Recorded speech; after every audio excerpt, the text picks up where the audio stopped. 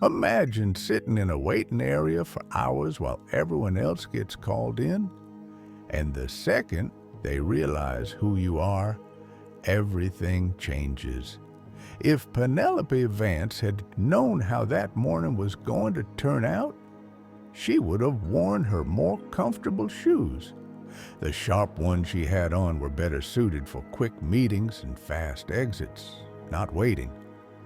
But there she was, standing under the tall glass awning of Sterling Corporate Towers, portfolio tucked firmly under her arm, ready for what she thought would be a life-changing meeting. Before we continue, tell us where in the world you are watching from. Drop it in the comments below. And if you enjoy this story, don't forget to like the video and subscribe for more powerful content like this. She had prepped for weeks, mock interviews, research, and endless note-taking. Penelope had imagined every possible question Robert Thompson, the division head, could throw her way. Her nerves weren't exactly calm, but she was focused, laser focused. She was the first to arrive, 15 minutes early, just like she'd always been taught. Early is on time. On time is late. Inside the lobby, the air smelled faintly of clean linen and expensive coffee. A giant abstract sculpture greeted her near the elevators. Penelope walked up to the front desk where a young receptionist, chewing discreetly on gum, glanced up. "Hi, I'm Penelope Vance. I have a 10 a.m. meeting with Robert Thompson." The receptionist tapped at her keyboard with a manicured nail, then picked up the phone. After a brief whisper, she gave Penelope a nod. Mr. Thompson said, "He'll be right with you. Please have a seat." Penelope smiled politely and sat down near the floor-to-ceiling windows. She crossed her legs, adjusted her skirt, and placed her portfolio neatly on her lap. 5 minutes passed, 10 minutes, 15. At first, she wasn't concerned. Meetings run late all the time. The important people are busy. She scrolled through her phone, checking last-minute notes. Her stomach fluttered, but she kept telling herself, "Stay calm. Stay professional. You're here because you deserve to be." A half hour ticked by.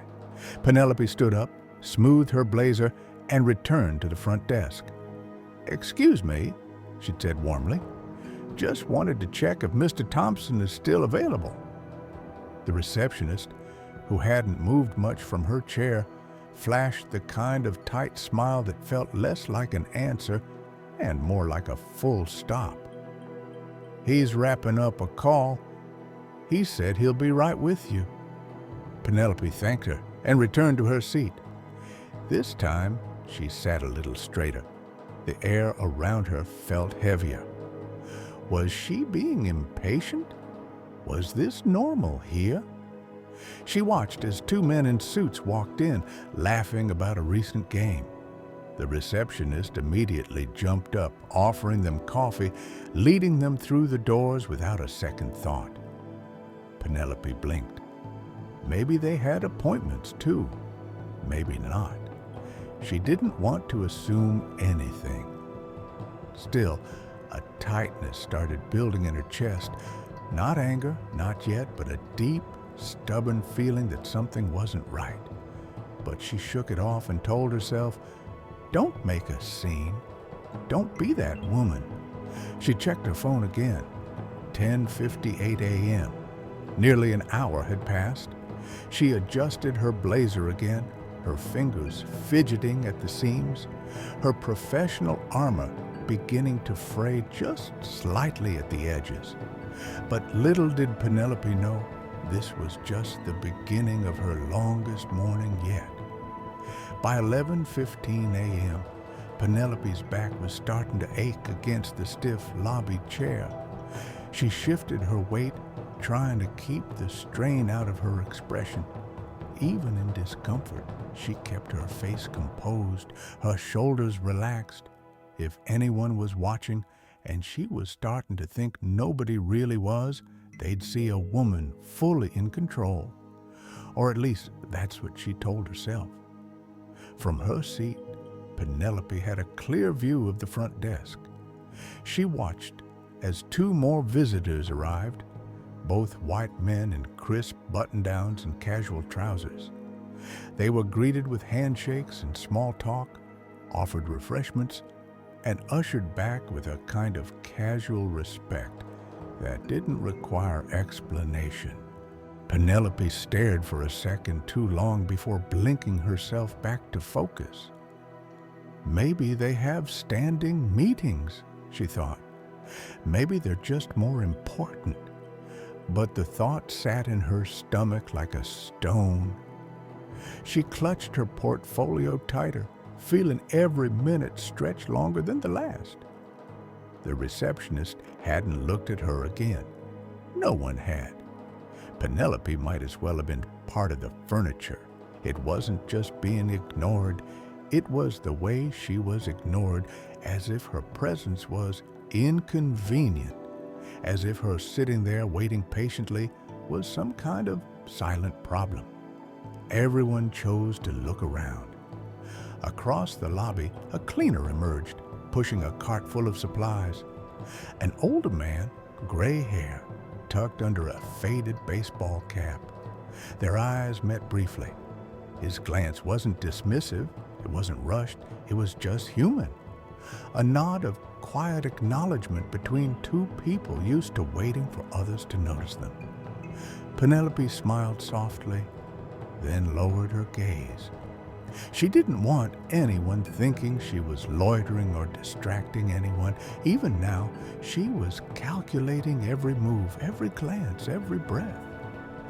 Minutes later, a tall woman in a sharp navy blue pantsuit walked in.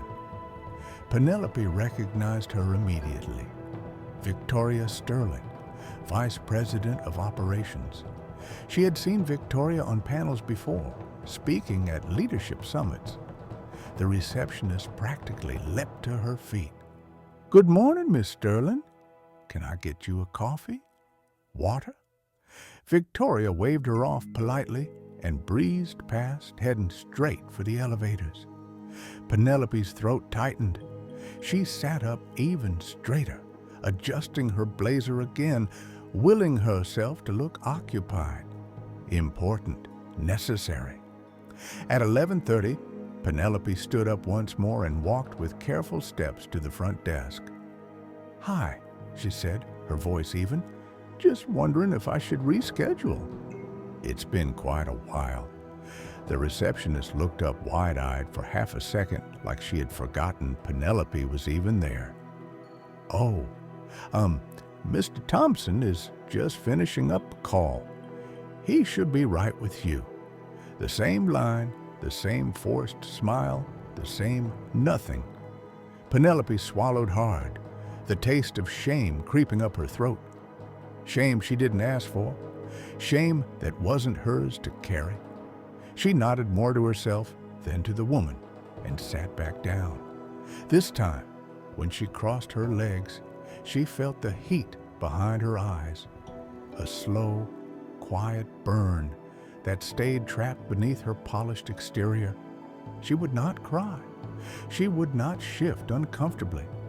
She would not give anyone the satisfaction of seeing her squirm.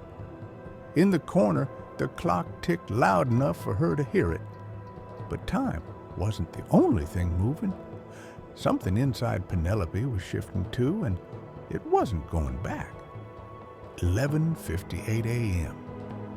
Penelope stared down at her phone, willing the numbers to change slower. 2 whole hours had slipped by, and no one had offered a single real update. The lobby buzzed, not loudly, but in that low, constant movement of footsteps, printers humming, quiet conversations bouncing between glass walls. Life was happening all around her, yet Penelope sat in the middle of it all, unseen like a shadow nobody wanted to acknowledge. She glanced around the room again. The receptionist was laughing softly with a delivery guy dropping off lunch orders. Across the way, two men in sports jackets clinked coffee cups together in a silent toast before heading upstairs. Meanwhile, Penelope sat silent, her own thoughts getting louder. Would they have left a white man sitting here for 2 hours? Would Robert have kept someone else waiting this long without a real explanation? Am I being paranoid, sensitive? Am I just invisible? She shifted her legs, stretching one slightly to ease the numbness. Her heel made a tiny squeak against the polished marble floor. Instantly, a few people glanced over, quick, flickering looks that landed hard. Not friendly, not curious, annoyed, as if she were the one disrupting something important. Penelope pressed her lips together, her breath hitching in her throat. She uncrossed her legs and sat perfectly still. She thought about her mother, who used to tell her growing up in a small town, "You gotta be twice as good, baby girl, just to get half as far." At the time, Penelope thought it was just one of those things older folks said. But sitting here now in this towering, sparkling lobby, she felt the weight of those words more than ever. She opened her portfolio again, pretending to review her notes, but she had them memorized by now. She wasn't reading. She was hiding the shame, the anger, the exhaustion she could feel rising inside her. Suddenly, she caught movement out of the corner of her eye. Robert Thompson. There he was, stepping out of the glass doors behind the front desk. A tall, lean man with a neat beard and a pressed white shirt. He chatted casually with another manager, laughing at something, a clipboard tucked under his arm. Penelope sat up straighter, willing herself to be seen. Robert's eyes skimmed the lobby. They brushed past her like she was a chair, a table, an afterthought. Then he disappeared again behind another door, never breaking his conversation. Penelope sat back against the chair, a hollow feeling blooming in her chest. Not anger anymore, not confusion. Something deeper, a kind of tiredness that had no bottom. She thought about getting up and leaving, just walking out, saving what little dignity she felt she had left. But she stayed because she knew deep down leaving would feel like quitting. And Penelope Vance didn't quit. Not when she knew she deserved better. Not when she knew she had worked twice as hard to even be here. The receptionist glanced at her briefly, then quickly returned to her computer screen. Penelope caught the look. It wasn't sympathy. It wasn't a concern. It was a kind of mild irritation, like Penelope was somehow an inconvenience just by existing in that lobby. Penelope clenched her hands in her lap, knuckles whitening against the dark fabric of her skirt. But just as Penelope was beginning to think this day couldn't get any worse, the front doors opened and everything changed in an instant. The sharp click of polished shoes against marble made Penelope look up, not just one pair, several. The doors had swung wide, and in walked a small group of sharply dressed professionals, 5 in total, moving with a quiet authority that needed no announcement. You could feel the shift in energy, the way the receptionist stood up a little straighter, smoothing her blouse, the way the nearby conversations hushed for just a second. Penelope's heart skipped. She recognized 2 of them instantly, Mr. Harrison, CEO of the entire company, and Ms. Beatrice, the Senior Director of Finance. Heavy hitters, people who didn't just make decisions, they made futures. Penelope sat frozen for a beat, unsure if she should stand. But before she could move, Beatrice caught her eye and smiled, a real smile, warm and genuine. "Penelope Vance," Beatrice called out, her voice cut and clear across the lobby. I didn't know you were coming in today." The words bounced off the high ceilings, and suddenly every head in the lobby, including Robert Thompson's, snapped toward Penelope. For a split second, time felt suspended. Penelope stood, smoothing her skirt one last time, slipping the portfolio under her arm like a shield. She walked forward with measured steps, her heels clicking softly, confidently across the floor. Harrison approached her first, extending a hand. "It's good to see you again, Penelope," he said warmly. "We were just talking about you last week. Your presentation at the Leadership Summit, outstanding work." Penelope shook his hand firmly, offering a calm, gracious smile. "Thank you, Mr. Harrison. It's an honor to see you again." Behind them, Robert Thompson froze in place, his mouth opened slightly, just enough to look foolish, before snapping shut again. He hurried over, his face flushing redder with each step. He looked smaller now, the swagger, the casual arrogance gone. "Vance," Robert gushed, his voice suddenly too loud, too bright. "I'm so sorry for the wait. We had a situation come up, no excuse. I apologize personally." Penelope turned toward him, her face a careful mask of polite surprise. 2 hours is a long time for a situation, Mr. Thompson," she said evenly, her voice carrying just enough for the group to hear. Robert's face twitched. Harrison raised an eyebrow. Beatrice crossed her arms loosely, watching with quiet interest. Robert stammered something about being busy, about calls and emergencies, but no one was listening. The board members were focused on Penelope now, the way she stood, calm and composed, every inch the professional she had always been. Beatrice touched Penelope's elbow lightly. "If you have time, why don't you come up to the executive conference room with us? We'd love to pick your brain on a few projects." Penelope smiled graciously. "I'd be happy to." Robert tried to insert himself again, sputtering offers to help carry her things, offering coffee, whatever she needed. Penelope simply turned slightly, aligning herself with Beatrice and Harrison, leaving Robert standing awkwardly behind. As they walked toward the elevators, Penelope didn't look back, but she could feel Robert's embarrassment burning against her back like the midday sun. And for the first time that morning, Penelope allowed herself a small private smile. But little did Robert know, the real consequences of that morning hadn't even started yet. Inside the executive conference room, everything felt different. The air was lighter. The smiles were real. The conversation flowed easily. Penelope wasn't a forgotten name on a waiting list anymore. She was the center of the room. Harrison slid a folder across the glossy table toward her.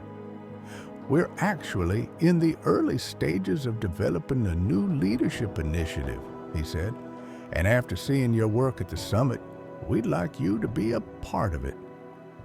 Penelope opened the folder carefully.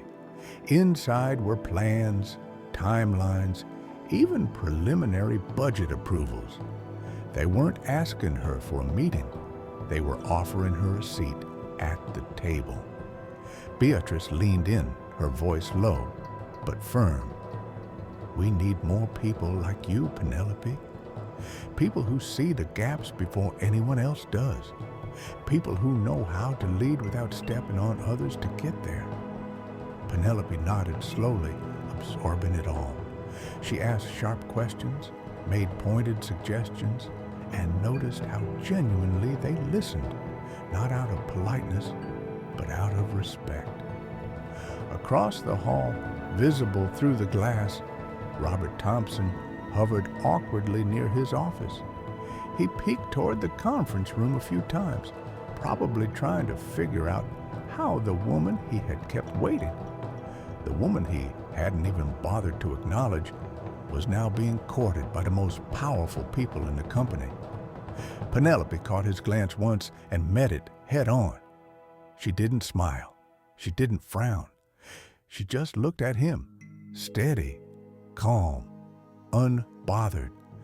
And then she turned back to the real conversation in front of her. After an hour, Harrison stood and extended his hand again.